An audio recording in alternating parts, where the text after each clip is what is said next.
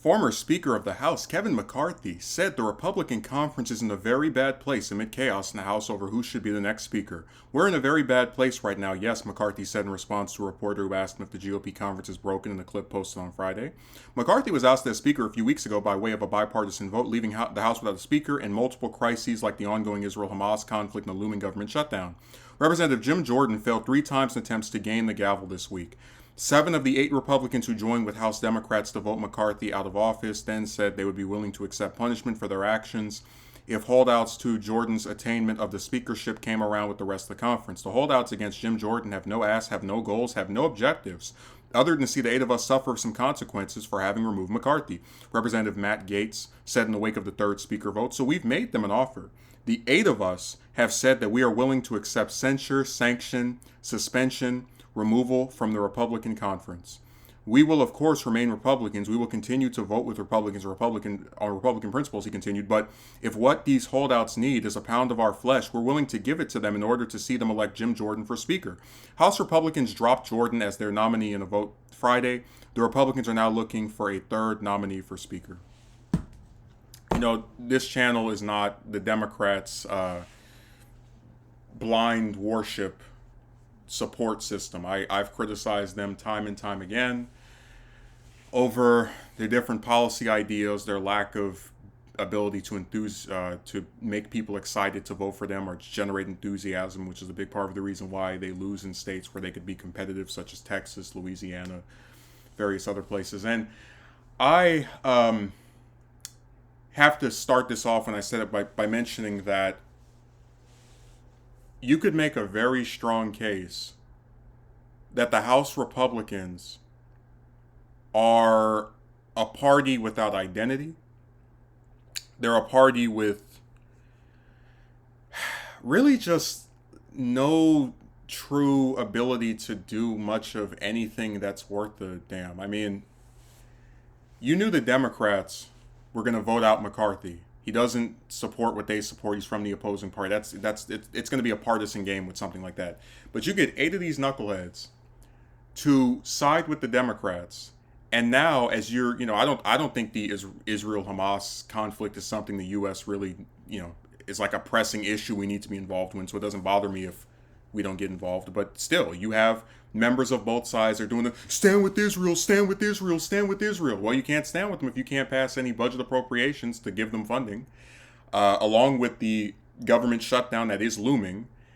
See, a lot of people don't understand that government right now is basically a 2/3 fractured mess because of the vote to remove McCarthy. We've had no speaker now for several weeks, or for multiple weeks. And in that time, all the members of the House seem to do is give stupid interviews on TV where they, nod their head and offer some idea of what they think is going to happen. Have a bunch of speakership votes that don't go anywhere, right? Still no new speaker. And I just can't help but find it so pathetic that these people had the House for 8 years, right? They get it back. Rather, they lose it in the 2018 midterm. They get it back in the 2022 midterm. And after getting the House back, they have this really just no agenda. They have no actual desire to do anything or make their own mark. And they're so fractured that all it takes is a little group of 8 people in this very slim majority that they had voting with the Democrats to, for the first time in history, get rid of a speaker before it's the end of a term or switching to another session of Congress. And it's all based around the fact that this party is filled with these attention-seeking pricks that don't care if government functions or not. Remember the limited government idea? They take that to its fullest extent. They want government so limited that the members of the lower chamber of Congress literally go to work 3 days a week and just sit at their desk. They give a little speech. We need to do something for the American people. Vote for speaker for another person that's not going to make it because of the holdouts.